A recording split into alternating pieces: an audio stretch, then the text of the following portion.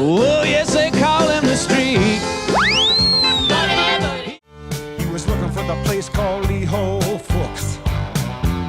Sometimes the biggest hits come from the most unexpected places. During the 1970s, radio was a playground for strange ideas, silly concepts, and songs that sounded like they should never work. All affairs of state, he was the man to please. Artists took risks with humor, camp, and outright absurdity, and somehow those risks paid off.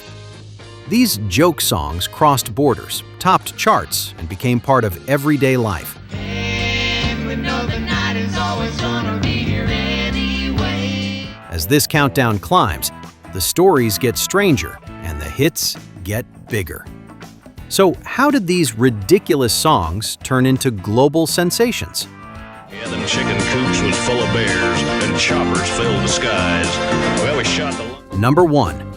Convoy by C.W. McCall.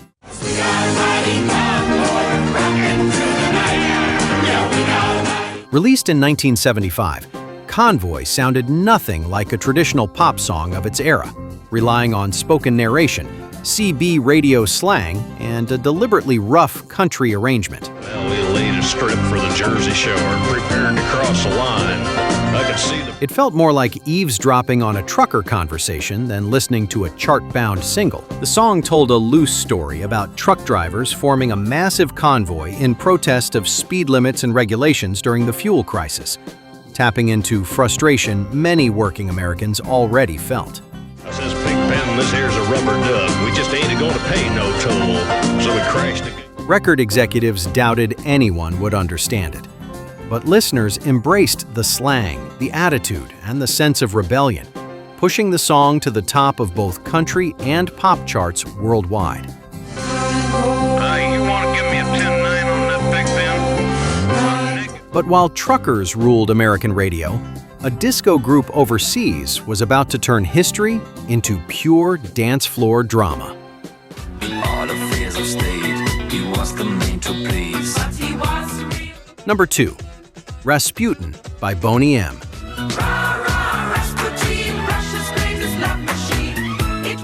Released in 1978, Rasputin transformed a controversial historical figure into a theatrical disco spectacle.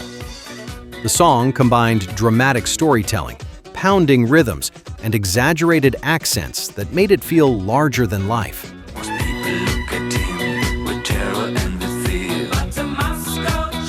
Rather than treating its subject serious, the track leaned into camp and excess, delivering lyrics so bold they bordered on unbelievable.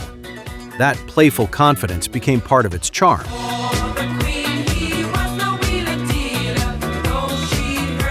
Audiences across Europe, Australia, and beyond embraced the absurdity. Rasputin became a massive international hit, proving that even history lessons could become joke songs when wrapped in enough glitter and groove.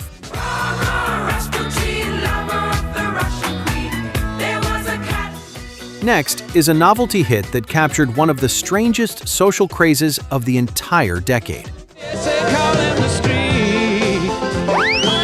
He liked to show off his... Number 3. The Streak by Ray Stevens. Oh, yes, they call him the streak. Ray Stevens had already found success with comedy records, but The Streak perfectly captured a bizarre cultural moment. Released in 1974, it poked fun at the sudden streaking craze sweeping college campuses and live television. If there's an audience to be found, he'll be streaking around, inviting... Presented as a mock news report, the song featured multiple characters, escalating chaos, and a frantic husband shouting an instantly memorable warning. Didn't have nothing on but his PFs. I hollered up at Ethel, I said, "Don't look, Ethel!"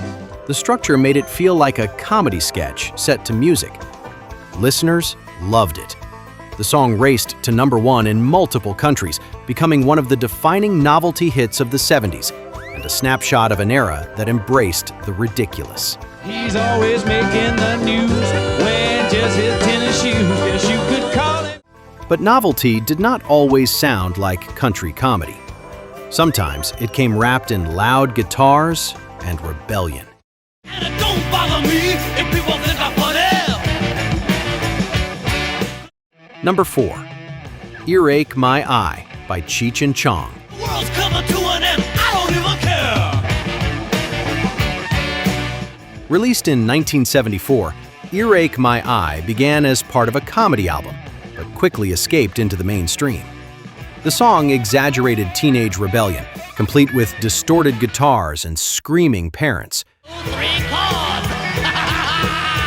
What's me back? Despite its humorous origins, rock radio embraced it, and listeners treated it like a genuine anthem rather than a parody. That unexpected crossover helped push it up the charts. Own apartment buildings and shopping centers.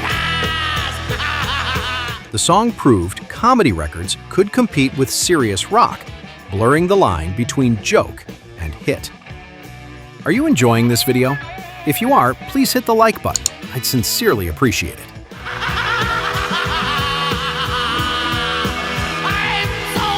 Coming up next is proof that even a former Beatle was not above turning bad habits into a punchline.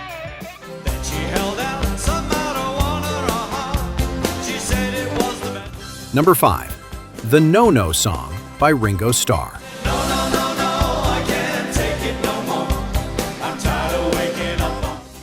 After the Beatles split, Ringo Starr leaned harder into humor than any of his former bandmates.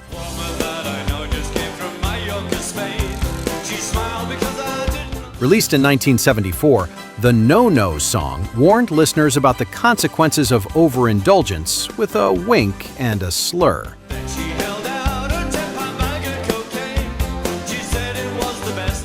The song sounded loose and conversational, almost like a story told after one drink too many.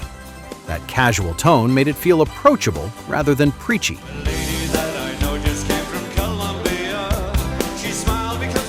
Audiences responded immediately. The track became one of Ringo's biggest solo hits worldwide, cementing his reputation as the Beatle most willing to laugh at himself. And next, the silliness gets louder, stranger, and a lot more disco-driven. Number 6. Disco Duck by Rick Dees and his cast of idiots.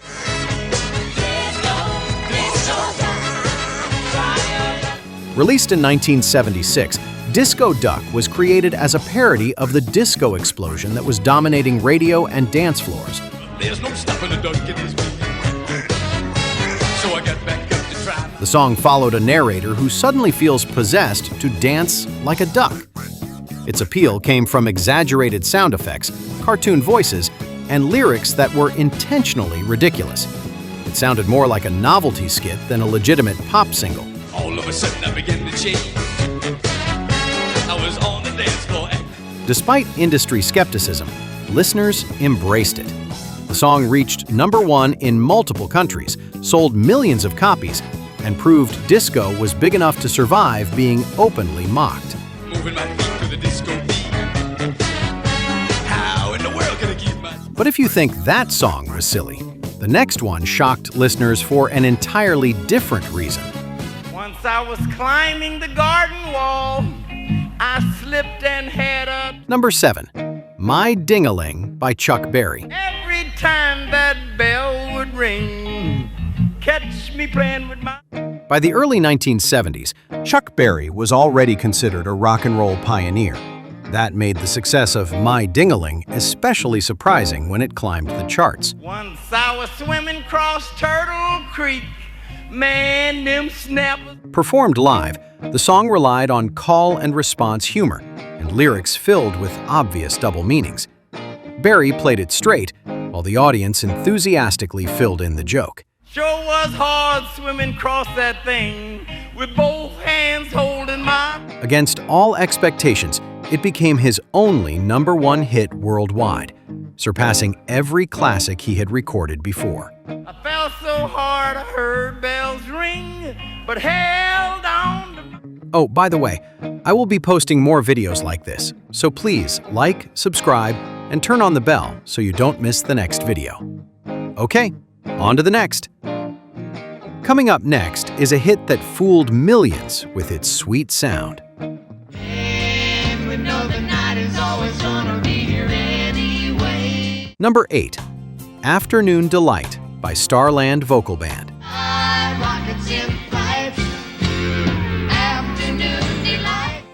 When Afternoon Delight was released in 1976, it sounded gentle, sunny, and completely innocent. Find my baby, gonna hold her tight, gonna grab some afternoon. Smooth harmonies and soft instrumentation made it feel like easy listening pop. Only later did many listeners realize the lyrics were packed with suggestive double meanings. Started out this morning feeling so full, I always thought. That delayed realization became part of the song's legend. It topped charts around the world and even won major awards. The contrast between sound and meaning made it one of the most famously misunderstood hits of the decade.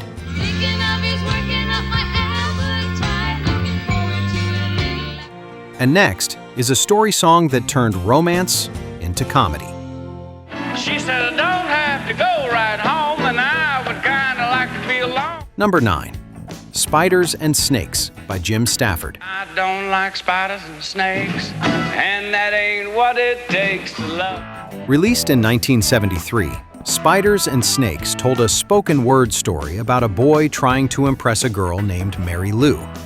His idea of romance involved frogs, spiders, and snakes. I remember when Mary Lou said you want to walk me home from school. Most of the song was spoken rather than sung, giving it the feel of a humorous short story. That unusual structure helped it stand out on radio.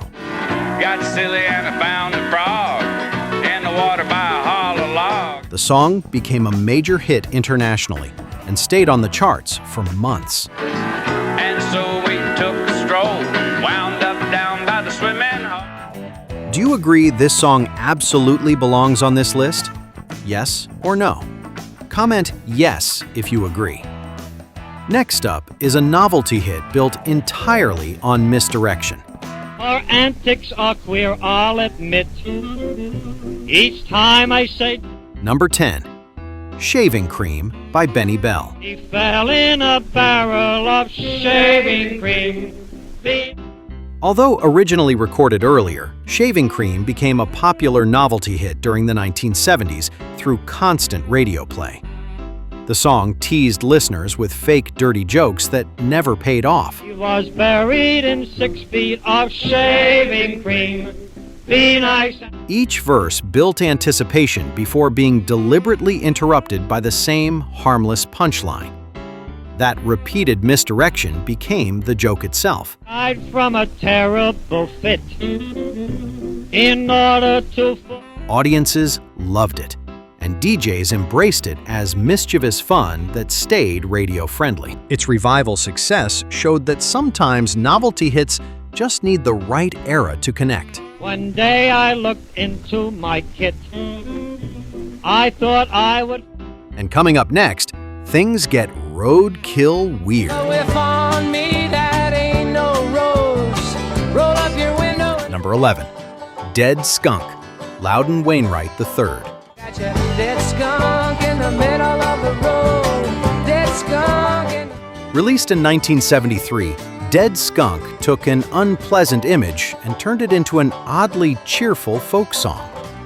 The lyrics describe a skunk lying in the road after being run over, told with a calm and almost friendly tone. You got your dead cat and you got your dead dog on a moonlight night. The humor came from contrast. The melody sounded upbeat and catchy, while the subject matter grew more unpleasant with each verse. That mismatch made listeners laugh despite themselves. Your dead rabbit and your dead raccoon. The blood and the guts, they're gonna make you. Audiences embraced the song's dry delivery, pushing it onto charts around the world, and proving that even roadkill could become a novelty hit. It's in the middle. Dead skunk in the middle. Next is a song that became famous without saying a single word.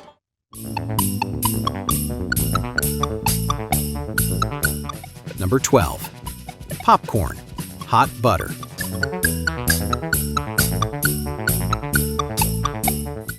When Popcorn was released in 1972, it stood out instantly as something different. The song was an instrumental novelty built entirely around a bubbly synthesizer melody. Electronic instruments were still new to most listeners, and the playful sound felt futuristic and cartoonish at the same time. It sounded less like a traditional song and more like a musical toy.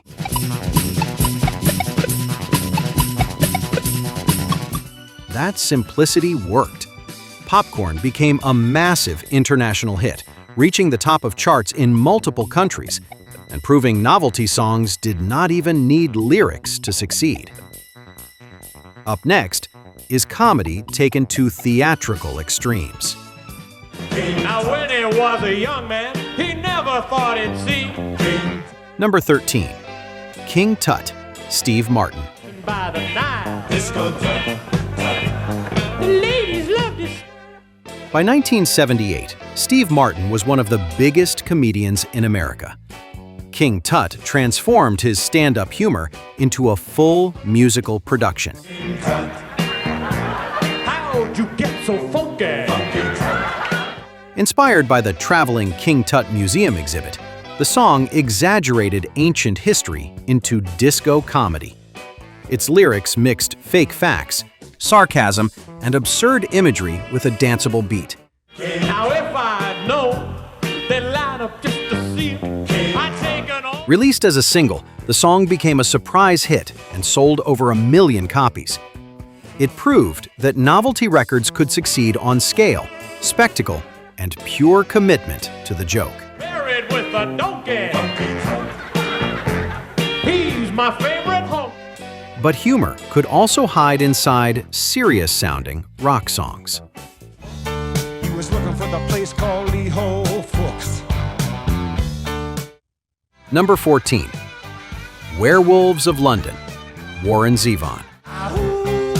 Werewolves of London. Released in 1978, Werewolves of London sounded like a straightforward rock song until listeners paid attention to the lyrics. What followed was a strange tale filled with dark humor and bizarre images. Little old lady got mutilated late last night. Zevon delivered lines about werewolves ordering food and causing chaos with a straight face. Well, I saw Lon Chaney walking with the Queen.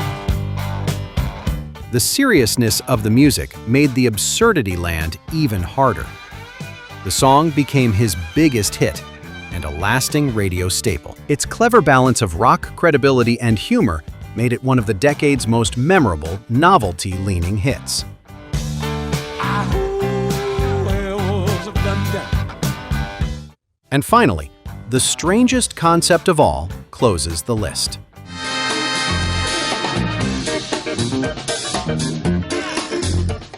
Number 15.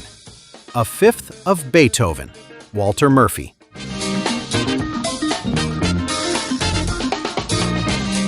Released in 1976, A Fifth of Beethoven was built on a deliberately ridiculous idea.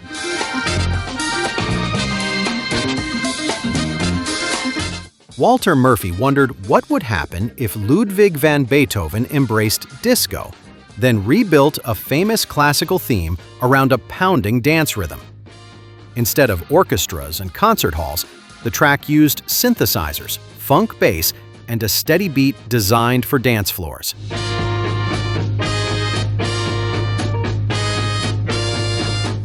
The contrast between serious music history and carefree disco excess became the entire joke. Audiences around the world loved it. The song climbed charts internationally, sold millions of copies, and introduced many listeners to classical melodies through disco. It proved novelty hits could be clever, catchy, and surprisingly influential. The 1970s were a rare moment when radio embraced the strange, the silly, and the completely unexpected.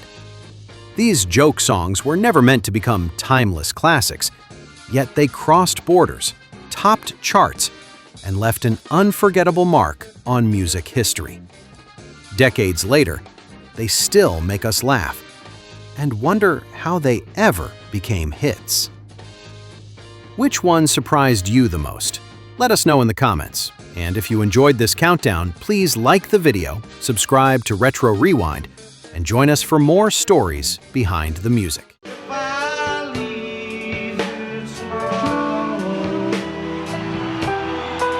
When you're on the street, you got to